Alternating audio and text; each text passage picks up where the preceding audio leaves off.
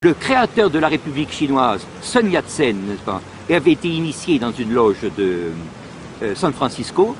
Sun Yat-sen, également appelé Sun Wen, est un révolutionnaire et homme d'État chinois.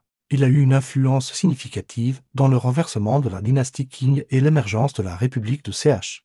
Le créateur de la République turque, Mustafa Kemal, avait été initié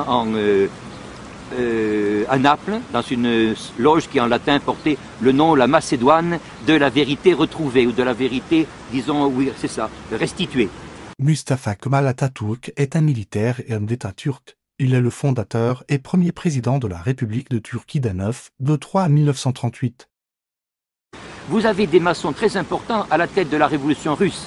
N'oubliez pas que Kerensky, par exemple, était maçon. C'était le petit ami, si je puis dire, de la sœur de Lénine. Le père de Lénine avait été leur professeur. Kerensky était un avocat et homme politique russe, membre du Parti socialiste révolutionnaire. Après la révolution de février, il prit la tête du gouvernement provisoire. Et lui-même, disons, a été sauvé des conséquences, disons,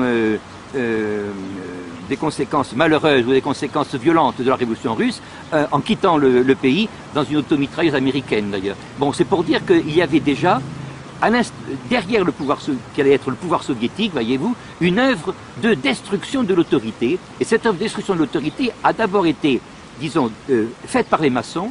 Ils ont passé la main, comme dans un match, voyez-vous, aux bolcheviks. Et quand les bolcheviks ont fait effondrer entièrement la société russe, c'est la maçonnerie qui l'a repris, voyez-vous. C'est pour ça que vous trouvez aujourd'hui dans la mafia russe, évidemment, des liens très étroits avec les États-Unis d'Amérique. Il faut inventer une religion républicaine.